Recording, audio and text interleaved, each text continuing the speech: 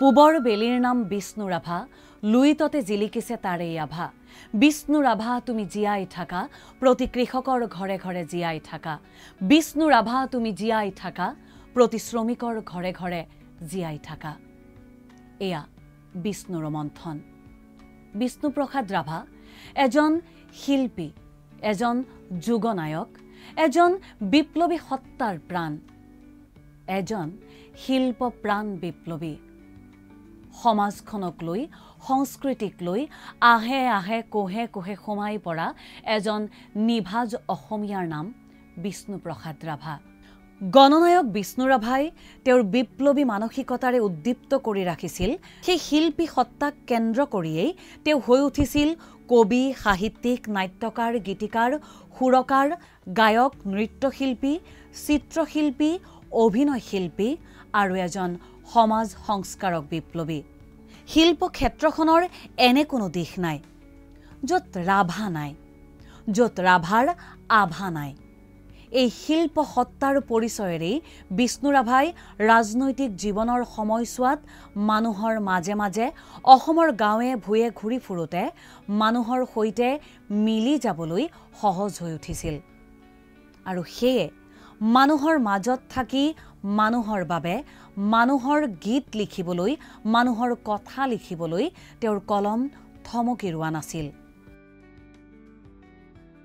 1909 চনৰ 31 জানুৱাৰী তেতিয়াৰ বেংগল প্ৰেছিডেন্সি আৰু বৰ্তমানৰ ঢাকাত জন্ম হৈছিল অসমৰ সমাজ জীৱনৰ অন্যতম মহীৰূহ সৈনিক শিল্পী, যুগনায়ক, শিল্পনায়ক, কলাগুৰু বিষ্ণুপ্ৰসাদ ৰাভাৰ। হয়তো সেই দিনটোত এবাৰলৈও কোনেও ভাবিব পৰা নাছিল 1969 চনৰ 31 জানুৱাৰীত জন্ম লভা এই কণমানি শিশুটিয়েই অসমৰ বাবে হৈ উঠিব অসমৰ প্ৰাণ, অসমৰ আভা। বিষ্ণুপ্ৰসাদ ৰাভাই ঢাকাৰ সেনা বিভাগৰ বিদ্যালয়ত শিক্ষা গ্ৰহণ আৰম্ভ কৰিছিল। কিন্তু হাইস্কুলীয়া শিক্ষা চলি থকাৰ মাজতে পিতৃৰ বিয়োগ হোৱাত তেওঁ তেজপুৰত সম্বন্ধীয় এটা পৰিয়ালৰ ঘৰত থাকিবলৈ লৈছিল আৰু তাতেই আৰম্ভ হৈছিল শিক্ষা জীৱন।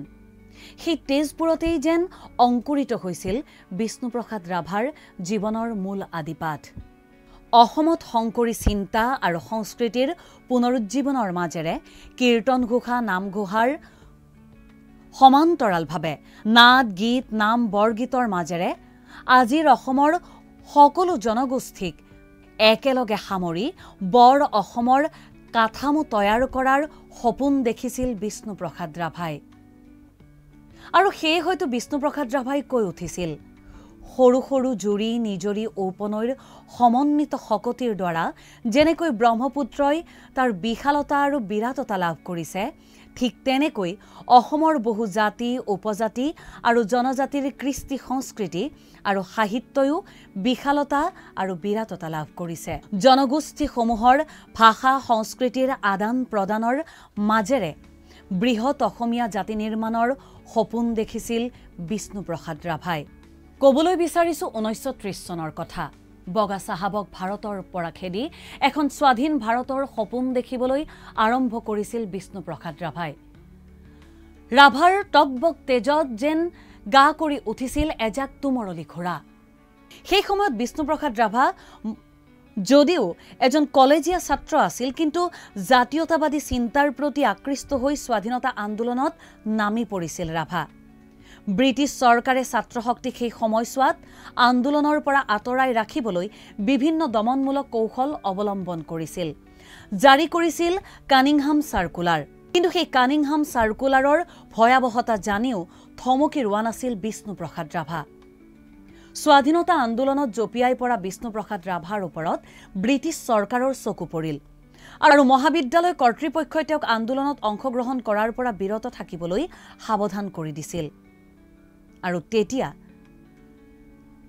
তেওঁ ৰিপন মহাবিদ্যালয় নিজেই ত্যাগ কৰি কোচবিহাৰৰ ভিক্টোৰিয়া মহাবিদ্যালয়ত নামভৰ্তি কৰিছিল। কিন্তু বিপ্লৱী বিষ্ণুপ্ৰসাদ ৰাভাৰ স্পষ্টবাদী কণ্ঠ ৰুদ্ধ কৰাটো ব্ৰিটিছ চৰকাৰৰ বাবে আৰু তেতিয়া সম্ভৱপৰ হৈ থকা নাছিল। সেই সময়ছোৱাতো কলেজ কৰ্তৃপক্ষৰ চকুত ধূলি মাৰি স্বাধীনতা আন্দোলনত জঁপিয়াই পৰিছিল বিষ্ণুপ্ৰসাদ ৰাভা। সেই সময়ছোৱাত কোচবিহাৰত দুখীয়া কৃষক আৰু প্ৰজাৰ ওপৰত ইংৰাজ চৰকাৰৰ যি আক্ৰমণ অত্যাচাৰ নিৰ্যাতন সেই নিৰ্যাতনৰ বিৰুদ্ধে বিষ্ণুপ্ৰসাদ ৰাভাৰ মনত তীব্ৰ বিপ্লৱী চেতনা জাগি উঠিছিল তেওঁ প্ৰতিবাদ কৰিছিল দেৱাল লিখনিৰে দেৱালত তেওঁ লিখিছিল ৰাজ্যে আছে দুইটি পাঠা একটি কালো একটি সাদা ৰাজ্যেৰ যদি মংগল চাও দুইটি পাঠাই বলি দাও বিভিন্ন সংগ্ৰামেৰে নিজৰ ব্যক্তিত্বক বিকশিত কৰি তোলা বিষ্ণু ৰাভা বিপ্লৱী সমাজ বিখ্যাৰ জ্যোতিৰে জ্যোতিষ্মান যদিও সমাজে তেওঁক আঁকোৱালি ল'লে বিষ্ণু ৰাভাৰ এটা বিশেষ সাংস্কৃতিক পৰিচয়েৰে বিষ্ণু ৰাভা পৰিচিত হ'ল কলাগুৰু ৰূপে গণশিল্পী শিল্পপ্ৰাণ বিষ্ণুপ্ৰসাদ ৰাভাক কলাগুৰু হিচাপে কোনে স্বীকৃতি দিলে এই সন্দৰ্ভত বিশেষ কোনো তথ্য উল্লেখ নাই যদিও কাশীৰ হিন্দু বিশ্ববিদ্যালয়ত প্ৰদৰ্শন কৰা নটৰাজ নৃত্যত মুগ্ধ হৈ সেই সময়ৰ হিন্দু বিশ্ববিদ্যালয়ৰ উপাচাৰ্য সৰ্বপল্লী ৰাধাকৃষ্ণনে বিষ্ণুপ্ৰসাদ ৰাভাক কলাগুৰু সন্মান প্ৰদান কৰিছিল সমান্তৰালভাৱে আন এক কথাও আলোচিত হয় বিষ্ণুপ্ৰসাদ ৰাভাৰ কলাগুৰু উপাধিটোক কেন্দ্ৰ কৰি বিষ্ণুপ্ৰসাদ ৰাভাৰ ৰচনা সম্ভাৰত প্ৰকাশিত কলাগুৰু প্ৰসংগ বিষ্ণু ৰাভাৰ এখন আপুৰুগীয়া চিঠি শীৰ্ষক লেখাটোত স্পষ্ট ভাষাৰে এটা বিশেষ কথা লিখা আছে য'ত বিষ্ণুপ্ৰসাদ ৰাভাই তেওঁৰ সুহৃদ তৰুণ হাজৰিকালৈ বেনাৰসৰ পৰা সেই সময়ছোৱাতে লিখা এখন চিঠিত ৰাধাকৃষ্ণনে কলাগুৰুক উপাধি দিয়া বিষয়ে একো উল্লেখ কৰা নাছিল এই লেখাটোত বিষ্ণু ৰাভাক কলাগুৰু বুলি অভিহিত কৰা প্ৰথম ব্যক্তিগৰাকী তেজপুৰৰ বিশিষ্ট সাংবাদিক বিভূত কলিতা বুলি জনা যায় দৈনিক অসম কাকতত 1969 চনৰ 21 জুন তাৰিখে প্ৰকাশ পোৱা ৰাভাৰ মৃত্যু সংবাদটোত তেওঁ কলাগুৰু শব্দটো ব্যৱহাৰ কৰিছে কলাগুৰু গণশিল্পী সৈনিক শিল্পী শিল্পপ্ৰাণ এয়া আমাৰ বিষ্ণু ৰাভা আমাৰ প্ৰাণৰ বিষ্ণু ৰাভা যাৰ ৰাভাই আমাক বিকশিত কৰি তোলে ৰাভাৰ পথেৰে বাট বুলিবলৈ প্ৰয়োজন হয় হাজাৰ সাহসৰ ভাৰতীয় গণনাট্য সংঘৰ জৰিয়তেও কৰিছিল নাটক মানুহৰ মাজলৈ লৈ গৈছিল সাংস্কৃতিক প্ৰেক্ষাপটৰ জৰিয়তে সাংস্কৃতিক কথা বতৰাৰ জৰিয়তে বৈপ্লৱিক বাণী 1957 চনত বৰপেটা সমষ্টিৰ পৰা বিধানসভাৰ নিৰ্বাচনত প্ৰতিদ্বন্দ্বিতা কৰে বিষ্ণুপ্ৰসাদ ৰাভাই কিন্তু এই নিৰ্বাচনত বিষ্ণু ৰাভা জয়ী হ'ব নোৱাৰিলে আৰু তাৰ পাছত 1967 চনত তেজপুৰৰ পৰা নিৰ্দলীয় প্ৰাৰ্থী হিচাপে বিধানসভা নিৰ্বাচনত প্ৰতিদ্বন্দ্বিতা কৰি জয়লাভ কৰে বিষ্ণু ৰাভাই আৰু তেনেকৈ বিধানসভাৰ মজিয়াত দেখিবলৈ পোৱা গৈছিল বিষ্ণুপ্ৰসাদ ৰাভাক শৰীৰত বাহ লৈছিল দুৰাৰোগ্য ৰোগে যেন জীৱনৰ শেষ পাতিত পৰিছিল বিষ্ণুপ্ৰসাদ ৰাভা কেৱল সমাজ জীৱনৰ বিভিন্ন বৈপ্লৱিক গীতেই নহয় কেতিয়াবা কণ কণ শিশুৰ বাবে বিষ্ণুপ্ৰসাদ ৰাভাৰ কলমেৰেই নিগৰিছিল ৰৈ ৰৈ কেতেকী বিনায়ৈ আজলি ছোৱালী নিচলা আইৰে আৰু বহু গীত কেতিয়াবা আকৌ সেই কলমেৰেই গৰজি উঠিছিল ভাং ভাং ভাং ভাং লোহাৰ শিকলি সিং সিং সিং সিং সিং দাহৰ বান্ধন সিং কেতিয়াবা আকৌ সেই কলমেৰেই নিগৰিছিল গুৰুমুৰ শংকৰ তৰিবাৰে কিনো উপায় কেতিয়াবা আকৌ বিষ্ণু ৰাভাই কলমেৰেই গৰজি উঠি কৈছিল ৰবৰ সময় নাই কবৰ সময় নাই উভতি চাবৰ আকৌ কেতিয়াবা সেই একেটা কলমেৰেই নিগৰিছিল আজি মন্দিৰৰ দুৱাৰ খোলা আমি পাতি আছিলো 1967 চনৰ কথা যেতিয়া বিষ্ণুপ্ৰসাদ ৰাভা বিধানসভালৈ নিৰ্বাচিত হৈ আহিছিল তেজপুৰৰ পৰা নিৰ্দলীয় প্ৰাৰ্থী ৰূপে কলাগুৰু বিষ্ণুপ্ৰসাদ ৰাভা তেতিয়া অসুস্থ ৰোগশয্যাত তেওঁৰ খবৰ ল'বলৈ তেওঁৰ ঘৰত উপস্থিত হৈছিল সেই সময়ৰ প্ৰখ্যাত কমিউনিষ্ট নেতা দধি মহন্তৰ হাতত বিষ্ণুপ্ৰসাদ ৰাভাই তুলি দিছিল এখন কাগজ যিখন কাগজত বিষ্ণুপ্ৰসাদ ৰাভাই লিখিছিল কেইটামান শেষ কথা দধি মহন্তৰ হাতত তুলি দি বিষ্ণুপ্ৰসাদ ৰাভাই কৈছিল এয়া মোৰ শেষ গান দধি মহন্তই বিষ্ণুপ্ৰসাদ ৰাভাক আশ্বাস দি হাতত কাগজৰ টুকুৰাটো লৈ বিমৰ্ষ মনেৰে ওলাই আহিছিল আৰু তাৰ পাছত খবৰ আহিছিল 1969 চনৰ 20 জুনৰ মাজনিশা থমকি ৰৈছিল অসমৰ শিল্প প্ৰাণৰ হৃদস্পন্দন অসমৰ সৈনিক শিল্পীজনে লৈছিল শেষ উশাহটো। পুৱতি নিশা ঘটা সেই ঘটনাটো পুৱালৈ বিয়পি পৰিছিল। প্ৰাণৰ বিষ্ণু ৰাভা আৰু নাই। গুৱাহাটীৰ পৰা প্ৰখ্যাত কমিউনিষ্ট নেতা দধি মহন্ত, বিশিষ্ট সাংস্কৃতিক কৰ্মী, গীতিকাৰ, সুৰকাৰ কেশৱ মহন্ত, নিকুঞ্জলতা মহন্ত আৰু খগেন মহন্ত তেজপুৰলৈ যাবলৈ সাজু হৈছিল। কিন্তু দধি মহন্তই খগেন মহন্তক কৈছিল, আপুনি যাব নালাগে, আপুনি ৰৈ যাওক, এই কাগজ দুখৰ মই আপোনাৰ হাতত দিলোঁ।